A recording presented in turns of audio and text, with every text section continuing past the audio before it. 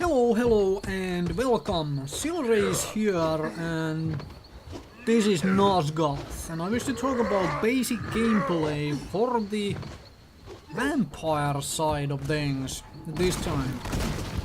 Because vampires are the melee faction, the race of this particular game with the forward setup of it. That usually means because the humans are ranged classes, the ranged team tries to find a nice defensible location and you are usually the team who has to actually go in there and, deal with their defenses and, take them down. Because if both sides decide to hang around in the respective corners of their map, then the round obviously ends into 0-0 after 10 minutes. That could happen in theory. Haven't seen it yet, especially in random battle. Anyways, you do have tools to get to the enemies, and also vampires have, well, let's say all but the sentinel have some sort of a defensive ability as well to survive or get away after engaging the enemy. So you can do the whole hit and run business pretty well, and vampires do regenerate health between fights if you wait for a while.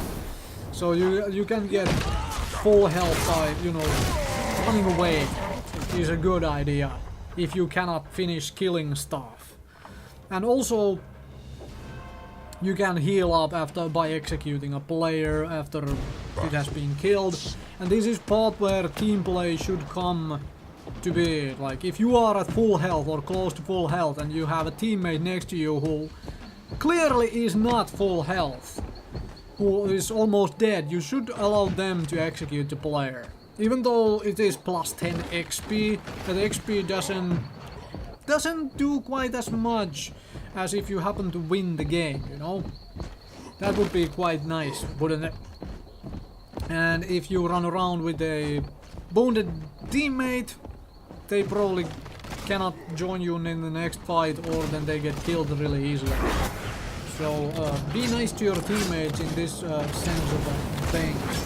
And also the same thing goes with engaging, because you can really easily chain vampire abilities nicely together into, for example, Tyrant running in, doing his AoE stun, or jumping into Reaver Pounce, or a Reaver Pounce where the dude then stands up into a Sentinel grabbing him.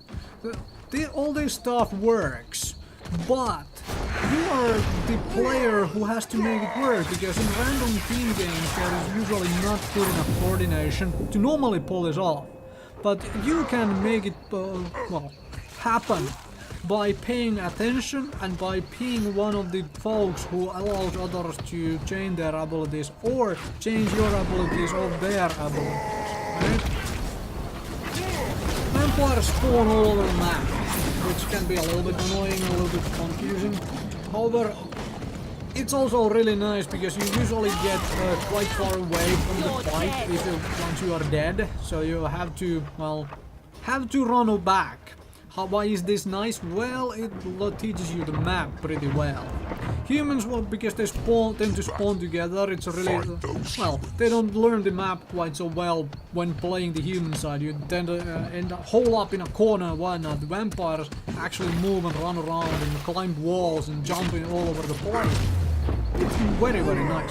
Also remember, as a vampire, you don't actually suffer fall damage. So you can jump down from anywhere. Are you getting arrows showered on the nice rooftop you are at, or they are throwing grenades at you or whatnot? Just jump the goddamn down. You don't have to stay up there. You don't take fall damage. Take advantage of that whenever you can.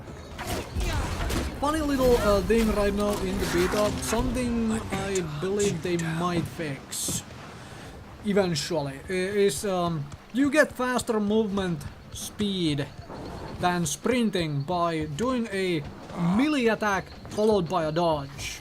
Essentially left mouse button and a space bar after it, while moving obviously. You hold the movement key down so the dodge happens.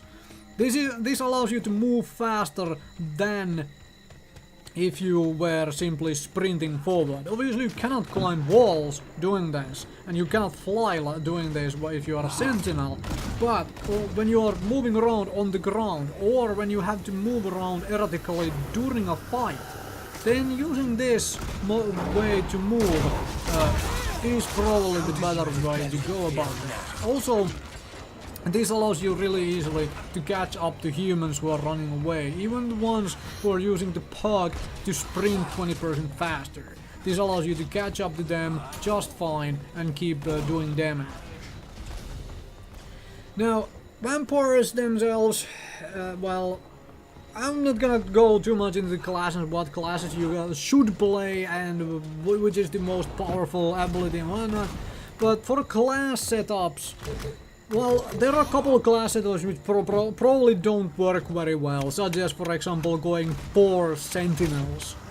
4 deceivers might even work still, but usually you want reavers on the team and maybe something like a single sentinel and a single tyrant. Tyrants, people say, are the worst of the vampire classes. Well, that is up to you to determine for yourself. If you happen to like that playstyle, then nothing is forcing you to play other things. Obviously, I would suggest learning at least 2 classes, and Reaver being one of them, because team with 4 Reavers can still work very well, whereas team with 4 Sentinels probably doesn't work quite so well. So yeah. Learn Reaver, this is my suggestion, and then after that, learn whatever the heck you want. But having basic ability to play Reaver, you can fit that in every team composition. If the rest of your team picks up 3 Sentinels, then just go Reaver and go bollocks and do stuff. Also, just happen to remember that this game is 4 versus 4. If you go solo into 4 humans, you're probably screwed every single time. You have to coordinate your attack with the rest of your team, and try to let them coordinate it as well, because in random games people tend to go in one by one, and this tends to happen, but please, then you have the patience to wait for the other people to pile in first and then go in, instead of, like, you know, going in first and then then whining about because no one followed up. If no one is following you up, then you have to follow them, essentially. Because you want to be the best player, right? You want to adapt and carry the team.